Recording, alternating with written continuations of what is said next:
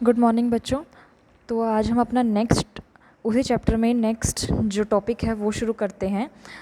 अब तक हमने जो फॉरफीचर और रीशू करा है वो हमारा था, उसमें ओवर सब्सक्रिप्शन नहीं था। अब हमारा एक नया पॉइंट आ गया है कि हम अपना ओवर सब्सक्रिप्शन भी लेके आएंगे। ओवर सब्सक्रिप्शन आएगा तो उसमें और क्या चीज़ आएगी, प्रोराटा अलॉटमेंट भी आएगी। उसके साथ आपकी क्या आएगी, प्रोराटा अलॉटमेंट आएगी। ठीक है, तो आज हम अपना जो अगला केस करते हैं वो हमारा है over subscription plus pro rata allotment plus forfeiture. ठीक है, तो ये आज आपका जो नेक्स्ट न्यूमेरिकल है वो इस प्रॉब्लम पे बेस है। वो प्रॉब्लम क्या है हमारी, देखो। अच्छा, ये हमारा ये नया सम है जो अपन का, ये हमारे प्रैक्टिकल क्वेश्चन है। ये इसको शुरू करने से पहले, जैसे कि मैं आपको शुरू से कहती हूँ कि जैसे जैसे हम अपना सम करेंगे, आपके पास आपकी नोटबुक होनी चाहिए। नोटबुक में आप अपना वर्किंग नोट है साथ के साथ बनाते रहो। वर्किंग नोट बनाते रहोगे जितना जल्दी आप एंट्री करनी उतनी ही आपके लिए आसान हो जाएंगी। देखो, वर्किंग नोट हमारा जो ये फॉरफीचर का चैप्टर है, इसमें वर्किंग नोट सारा क्या बनता है कि कितने शेयर हमने फॉरफिट अप्लाई किए थे, कितने उसको अलॉट हुए हैं, फिर कितने फॉरफीचर हुआ, तो एक्स्ट्रा अमाउंट क्या है। तो इन सब के में आप कंफ्यूज ना हो जाओ, इसीलिए सबसे पहले आपका जर्नल एंट्री करने से पहले आपके क्वेश्चन में आपका वर्किंग नोट बना होना चाहिए। ठीक है, अब ये आपकी इच्छा है, आप रफ़ में बनाओ या फेयर में बनाओ, बट आई विल सजेस्ट कि भाई आप अपना फेयर में ही अपना वर्किंग नोट बनाओ। और वर्किंग नोट इतनी सफाई से बनाओ कि आपको उलझन ना हो बाद में वहाँ से अमाउंट उठा के जब आपको जर्नल में डालना है। तो आपका जो वर्किंग नोट है वो बहुत ही सफाई के साथ बना होना चाहिए। जैसे आपने बुक में सॉल्यूशंस में देखा होगा कि ये जो वर्किंग नोट बनाते हैं ये देखो कितनी सफाई से बनाते हैं। अगर आप भी इतनी ही सफाई से बनाओगे ना बेटा, तो आपके लिए भी आसानी रहेगी और आपके एग्ज़ामिनर के लिए भी आसानी रहेगी। जो रफली कैलकुलेशन है वो अलग से कर लो, लेकिन आपको माइंड में क्लैरिटी होनी चाहिए कि आप किस चीज़ की कैलकुलेशन यहाँ कर रहे हो। फाइन, तो अपनी ये क्वेश्चन देखते हैं कि Navlakshmi limited issued prospectus inviting application of ₹50,000 shares of 10 each. These shares were issued at par है। ठीक है, हमें प्रीमियम का कोई ख़तरा नहीं है अब। ठीक है, अब है एप्लीकेशन में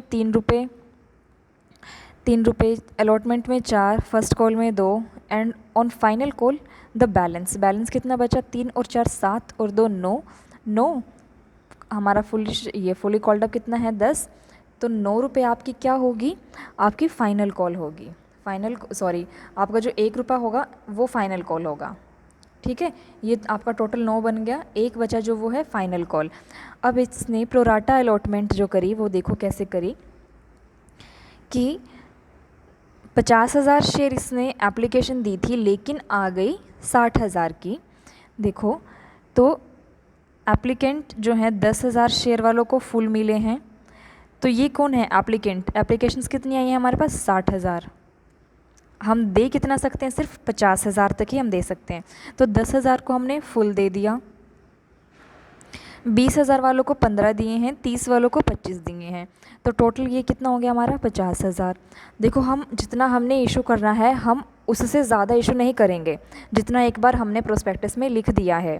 ठीक है, फिर आपके पास अगर उससे ज़्यादा एप्लीकेशन आती है तो वो प्रोराटा बेसिस पे आपको एडजस्ट करनी पड़ेगी। या तो आप कुछ शेयर्स को ऐसे भी रख सकते हैं कि किसी को कुछ भी ना दो, या फिर जैसे इस क्वेश्चन में उसने करा है कि हर किसी को उसने कुछ ना कुछ तो दिया ही है, चाहे कम ही दिया हो। तो इसने देखो हो गए हमारे 10 + 15 + 25 कितना हो गया, 50 हो गया। तो अब अब देखो फर्स्ट, अब ये हमारा क्या केस है, ओवर सब्सक्रिप्शन।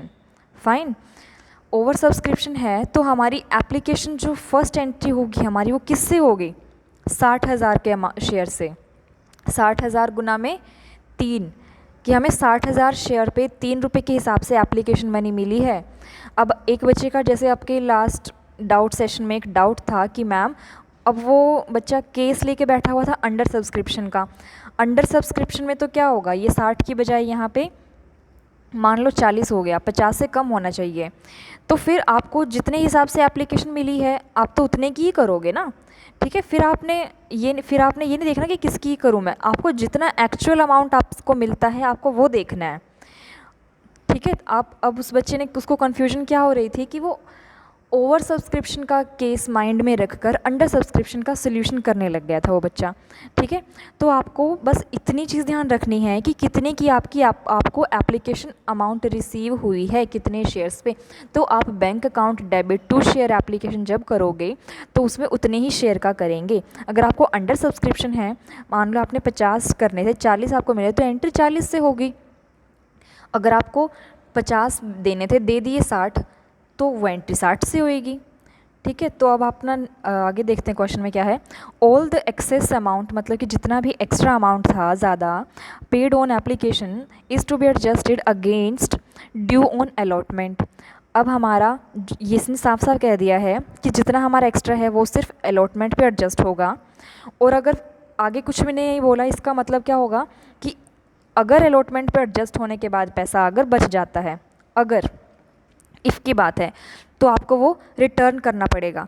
आपको याद हो हमने एक लेक्चर किया था कि अगर हमारा एप्लीकेशन पे ज़्यादा मनी आ जाता है ओवर सब्सक्रिप्शन पे, तो हम उस अमाउंट को कैसे एडजस्ट करेंगे। उसके हमारे 2 केसेस बने थे कि एक तो आपको क्वेश्चन जब बोले कि आपने अलॉटमेंट पर एडजस्ट करना, तो हम सिर्फ अलॉटमेंट पर एडजस्ट करते हैं। और अगर वो बोले कि अलॉटमेंट पे एडजस्ट करने के बाद कुछ बच जाए तो आपको कॉल्स पे एडजस्ट करना है, लेकिन यहाँ कुछ नहीं बोला है, तो हमें सिर्फ अलॉटमेंट पे एडजस्ट करना है। और अगर बच जाएगा तो हमें वो टू बैंक करके वापस कर देना है, अगर बचे तो। ठीक है, अब इसने कहा अलॉटमेंट पे एडजस्ट कर देंगे। ठीक है, फिर कहता है शेयर्स वर फुली कॉल्ड अप, जो थे पेड अप हो गए, मतलब कि 10 मंगवाए थे, 10 के 10 हमें पेड अप रखने हैं। Paid up except the amount of allotment, allotment नहीं आई है, फर्स्ट कॉल नहीं आई, and the final call not paid by those applied for 200 shares of the group applying for 20,000 shares. हमारा ये कह रहा है कि शेयर फुली कॉल्ड अप थे, पेड अप भी हो गए, अब क्या नहीं दी, अलॉटमेंट नहीं दी, फर्स्ट कॉल नहीं दी, ना फाइनल कॉल दी। कितने शेयर्स वालों ने नहीं दी, जिन्होंने 2000 शेयर अप्लाई करे थे। अब वो 2000 जो अप्लाई करे थे, हमें नहीं पता वो किस ग्रुप में होंगे। हमारे पास ये 3 ग्रुप बने हुए हैं, किस ग्रुप में होगा जिसने 2000 अप्लाई किया होगा, और उसको हमें नहीं पता उसको कितने शेयर अलॉट हुए हैं। तो हमें ये चीज़ जो छिपी हुई है अलॉटेड शेयर, ये हमें निकालने पड़ेंगे। ठीक है, अब उसने हमें हमारी हेल्प करी है क्या कह के कि जो 2000 शेयर्स थे वो कौन से ग्रुप के थे, वो 20,000 वाले ग्रुप के थे। ठीक है, अच्छा अब हम जाएंगे पीछे, रुको। All the shares on which calls were not paid forfeited by the board, और 1000 shares were reissued and fully paid up as 8 rupees. अब उसने हमें बताया है कि फुली पेड अप 8 रखना है हमें। ठीक है, अगर कुछ नहीं कहता तो हम 10 ही मानते। अब उसने कहा है 8 रुपये, और हमारा जो फेस वैल्यू है वो 10 रुपये की है। इसका मतलब ये जो 2 रुपये का गैप आ रहा है, ये हम कहाँ से चार्ज करेंगे, शेयर फॉरफिट जो करेंगे अमाउंट आएगा वहीं से हम उसको चार्ज करेंगे। ठीक है, ये हमने हमारी स्टेटमेंट समझ ली है। अब हमारा काम क्या बनता है स्टेटमेंट समझ के, कि सबसे पहला काम, अब आप सोचोगे मैम एंट्री करना, सबसे पहली जो बैंक एप्लीकेशन वाली है वो एंट्री करना। सबसे पहले आपको एंट्री नहीं करनी अब। ठीक है, सबसे पहले अपने पेन उठाओ और वर्किंग नोट बनाना शुरू करो। आपको पता है, आपको समझ है कि एप्लीकेशन की एंट्री करनी, ठीक है कर लेंगे, लेकिन पहले वर्किंग नोट तैयार करो अपना। वर्किंग नोट में देखो क्या हमें क्या क्या चीज़ें निकालनी है। हमारे 2000 शेयर थे 20,000 वाले ग्रुप में, और ये क्या है अप्लाइड, तो हमें इसके क्या निकालने हैं, अलॉटेड निकालने हैं। 2000 वाला ग्रुप ढूंढो कहाँ है, ये रहा। अब देखो इसमें हम निकालेंगे वैल्यू कैसे, जैसे हमने कैपिटल रिजर्व में निकालते थे ना हम शेयर्स की वैल्यू, ऐसे निकालेंगे हम यहाँ पर। अब देखो 2000 जिसने 20,000 अप्लाई किया था उसको कितने मिले हैं, 15,000 मिले हैं। तो एक पे कितने मिलेंगे, 15,000 डिवाइडेड बाय 20,000, ये एक का हिसाब हो गया।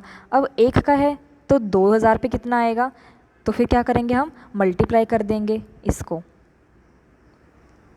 ठीक है, कितना अमाउंट बना हमारा, 3 से 3 ज़ीरो, 1 से 1 ज़ीरो, कितना बना 100, एक हमारा कितना बन गया 1500 शेयर्स। इसका मतलब जिसने 2000 अप्लाई किया होगा उसको कितने अलॉट हुए हैं, 1500 शेयर्स। ये हमारे अप्लाइड हैं इधर, और ये हमारे क्या हैं अलॉटेड हैं। आई होप आपको समझ आ गया होगा। तो आपको वर्किंग नोट में साफ साफ लिखना है कि क्या लिखोगे, जैसे इसने यहाँ पे आपके वर्किंग नोट में बना रखा है, इसने आपको देखो निकाल के दिखा रखा है ये 1500 शेयर। हमने कैलकुलेशन कैसे सीखी करनी, हमने सीख चुके हैं कैसे आया 1500 शेयर्स, ठीक है। तो 1500 शेयर्स हैं। अब इसने 2000 अप्लाई करा था, 2000 के हिसाब से अप्लाई किया था इसने, तो 2000 के हिसाब से ही इसने अपनी एप्लीकेशन भेजा होगा। एप्लीकेशन कितना मनी भेजा था, 3 रुपये है, 6000, ठीक है। और अलॉट कितने हुए इसको, 1500। तो कितना अमाउंट इसने एक्स्ट्रा दिया होगा, इसको देना कितना चाहिए था, 1500 शेयर के हिसाब से देनी चाहिए थी इसने एप्लीकेशन, कितनी, 3 रुपये, कितनी बनती, 4500। लेकिन इसको क्या पता था इसको 1500 शेयर मिलेंगे जब ये 2000 के लिए अप्लाई करेगा, इसको नहीं पता थी ना। तो इसने पहले तो पैसे इतने के हिसाब से दिए, अब कंपनी ने इसको 1500 दे दिए, तो इसके जो 500 शेयर के ऊपर 3 रुपये एक्स्ट्रा चले गए हैं, ठीक है। तो टोटल अमाउंट कितना एक्स्ट्रा गया, 1500 गुना 3, 4500। अब अमाउंट कितना एक्स्ट्रा गया आपका, 1500, ठीक है। ये आपका जो 1500 अमाउंट एक्स्ट्रा गया है, ये हमारे सम में हमने देखा है ना कि एप्लीकेशन पे जितना एक्स्ट्रा मनी आएगा वो कहाँ आपका अलॉटमेंट में एडजस्ट होगा। तो अब ये 1500 आप कहाँ अलॉटमेंट में एडजस्ट करोगे, जब आपकी इसकी अलॉटमेंट ड्यू करोगे। अब इसने तो हमें अलॉटमेंट भी नहीं दी ना इसने हमें अलॉटमेंट। तो अब हमें पता है कि हमें क्या क्या चीज़ें पता है कि एक तो हमने 1500 शेयर फॉरफिट करने हैं, फिर हमें क्या करना है, जब हम अलॉटमेंट की एंट्री करेंगे फॉरफीचर के वक्त, तो ये देखो हमने ये लिखा था कि 6000 शेयर पे इसने दे दिए, देने चाहिए थे इसको 1500 एक्स्ट्रा, इस और एक्सेस जो था 1500 आया है हमारा, हमने देखे थे ना 1500। तो फिर इसको अलॉटमेंट पे जो अमाउंट देना चाहिए था, इसको ड्यू हुआ था अलॉटमेंट पे अमाउंट, वो 6000 ड्यू हुआ है, क्योंकि 1500 शेयर हैं, 4 रुपये की अलॉटमेंट है, 6000। अब इसने पहले ही 1500 दे दिए हैं, हमने इसकी कैलकुलेशन भी देखी थी ना, 1500 इसने पहले ही दे दिए थे। फिर इसको कितना देना चाहिए था, 4500 देना चाहिए था, लेकिन इसने अलॉटमेंट तो दी ही नहीं। तो जब हम अपने फॉरफीचर में एंट्री करेंगे टू शेयर अलॉटमेंट, वहाँ पे कितना अमाउंट जाएगा, 4500, ठीक है। तो ये आपने लिखना है amount not received on allotment कितनी हो गई, 4500। अब हमारी दो चीज़ें निकल गई, एक तो कितने अलॉटेड थे उसको शेयर, 1500 थे, और उसने कितने अमाउंट नहीं दी, 4500 नहीं दी। अच्छा, अब उसके बाद है हमारा अलॉटमेंट का मनी, एक बार हम वर्किंग नोट में तैयार कर लेते हैं, कितना अमाउंट हमें अलॉटमेंट में आना चाहिए और कितना आया होगा। तो अलॉटमेंट का देखो 4 रुपये की अलॉटमेंट है, अच्छा 4 रुपये की अलॉटमेंट है, कितनी ड्यू होनी चाहिए, ड्यू कितने से होगी, 50,000 शेयर से, 50,000 गुना में 4, इतने से आपकी अलॉटमेंट ड्यू होएगी, ठीक है। तो कितना अमाउंट बन गया वो, 2 लाख, 50,000 गुना 4, आपका 2 लाख अमाउंट बन गया, जो क्या है ये अमाउंट ड्यू होना था। अब आपको एक्स्ट्रा मनी आपको एप्लीकेशन के वक्त जो आ गया था वो यहाँ पर क्या करना है, एडजस्ट करना है। वो एप्लीकेशन के वक्त कितना एक्स्ट्रा आया होगा, कितना एक्स्ट्रा आया हमारे पास 15,000 शेयर की एक्स्ट्रा एप्लीकेशन है ना। कितने शेयर की एक्स्ट्रा एप्लीकेशन है, देखो 50,000 ये हैं, 60,000 ये हैं हमारे पास।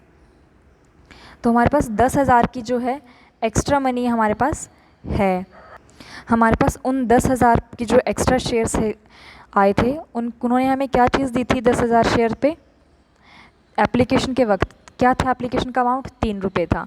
इसका मतलब 30,000 आपको पहले ही कहाँ पड़े हुए हैं, आपके एप्लीकेशन में पड़े हुए, हमें अलॉटमेंट में एडजस्ट करने हैं। अलॉटमेंट हमारी ड्यू कितने से हुई, 2 लाख से, 30,000 हमें ये एप्लीकेशन के वक्त एक्स्ट्रा मिल गए थे, ठीक है। ये हो गई हमारी ड्यू हुई अलॉटमेंट। फिर ये हमें हमारे एक्सेस मनी है एप्लीकेशन पे जो आया था, एक्सेस मनी, ठीक है।